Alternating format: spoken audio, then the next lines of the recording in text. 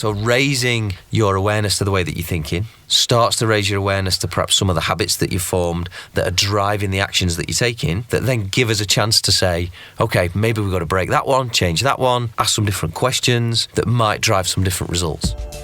The question is from Thinking Focus.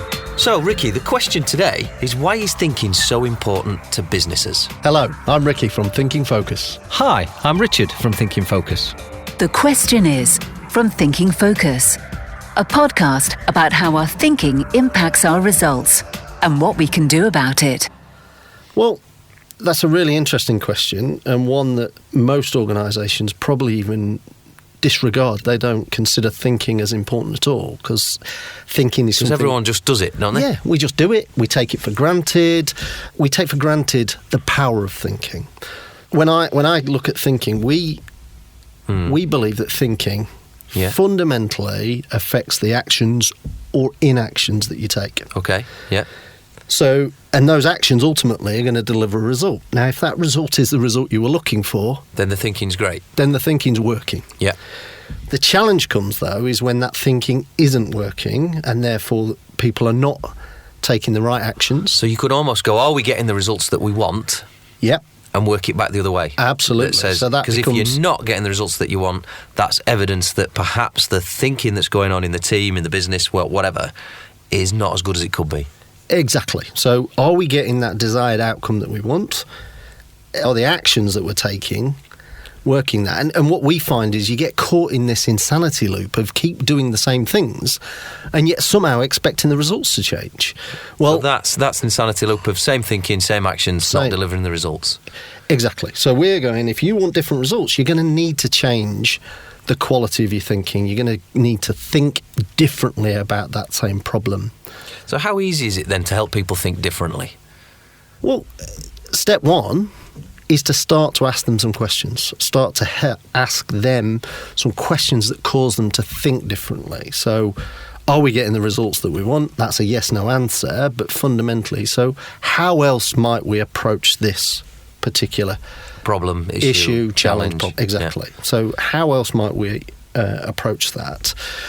Is there something as well as about making people aware of the way that they're thinking? I think making people aware of how they think, what informs that thinking.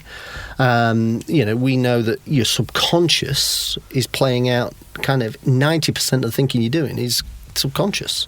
Right. So therefore, what's going on? What are the activities that are going on that you don't even realise? So in my subconscious, there's a whole load of things going on, including stuff like a set of habits that I create.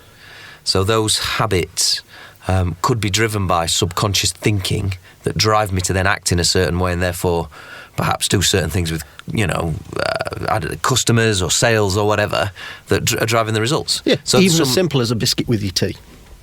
Yeah, that habit. Yeah, that's a habit. So some of this could be about breaking some habits then to form some new ones. So we need to break some habits, we need to form new habits that will ultimately drive to different set of actions. But there's also other things that are going to affect the way you think. So in that subconscious, you've got your experiences. So the things that you've gone through in your life are going to affect how you play out in terms of the actions you take. And also, I guess, the things others have gone through that are close to me as well, because I could easily go, something happened to a colleague of mine and I almost take that experience that they had into my own subconscious as when this happens, that happens. Do you see what I mean? Yeah, so that's going to happen I see it through their eyes sort of thing. Absolutely. Yeah. So, and also we all carry a set of biases around with us. Is that like a set of golf clubs? Not quite a set of golf clubs. Right. It'd be interesting if they were, but... so what do you mean by biases? But biases are how we view the world. Right. So, and again, these are influenced by our experiences, the cultures that we sit in, all of these make up... And because it's in my subconscious, I'm not necessarily aware that these things are affecting my thinking and therefore the actions that I take. That's right. So you might be acting in a way and not even realising that's the way you're acting. So raising your awareness to the way that you're thinking starts to raise your awareness to perhaps some of the habits that you've formed that are and the experience that you've had that are driving the actions that you're taking, that then give us a chance to say, okay, maybe we've got to break that one, change that one, ask some different questions that might drive some different results. Absolutely. So what we're really looking for is to get people to understand the thinking so that they can change their thinking. And that might need some feedback, that might need some people to ask some questions of us, even ask questions of ourselves that will help us to look at that loop differently, the thinking, actions, results loop. Looking at some of the work we do with organisations, it's fair to say that actually we can challenge people's thinking and drive teams to get different results when they haven't got new products, they haven't got new processes, they haven't got new systems, they've got the same stuff, but we can challenge them and drive them to get improved results. Yeah, because we've challenged the thinking that's going on. Yeah, and the great thing about that is that they're the ones that come up with the answers. It's not us. We cause them to think differently about their current reality, and they're the ones that go and think and apply themselves differently to those same set of products, same systems, same processes, and actually come up with some magical new ways of doing things that were there all along, but what we've done is to challenge them to think differently about that. So why do you think businesses miss this bit then? Why do you think, we just don't think about thinking? I think it's really simple. I think that in work environment, what's the one question you get asked at the end of the week? How have you got on? What have you done? Not what have you been thinking about, what have you done? So that reinforces so it's like an output measure. Always think about the output, yeah, But the thinking would be the input, wouldn't it? Thinking's an input. And also thinking's intangible. So if you can't measure it, well, actually you can, because you're getting better results than you were getting yesterday or last week or last month.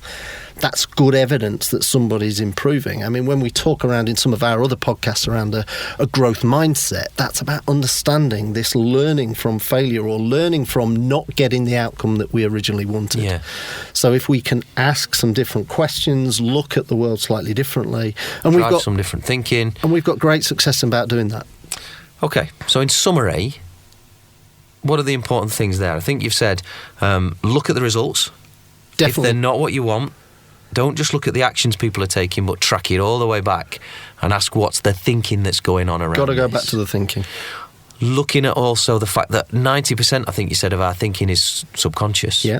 So when we start to make ourselves more aware of the thinking we're doing, to look at habits that we've got, biases that we've got, and also to look at experiences that we've had, and look at how those are driving some of the actions that we're currently taking, and whether that is right or not. Yeah, exactly. And then, interestingly there, you talked about thinking's an input.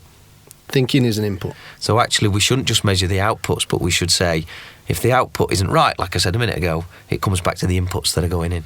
Yeah, what's the quality of thinking I'm doing that is either creating the result that I want or don't want? What is the learning that we're doing about that output? So if we can learn from the output, we can change and recalibrate the thinking going in, take different actions, and increase our chances of success in terms of the results that we're looking for. Thank you, Ricky. Thank you, Richard. Next time on The Question Is.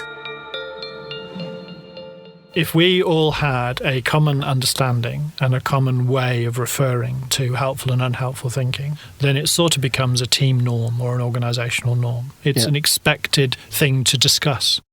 To find out how Thinking Focus can unlock the potential within your organisation, go to www.thinkingfocus.com, where you'll discover more about the work we do, helping our clients increase productivity and enable change.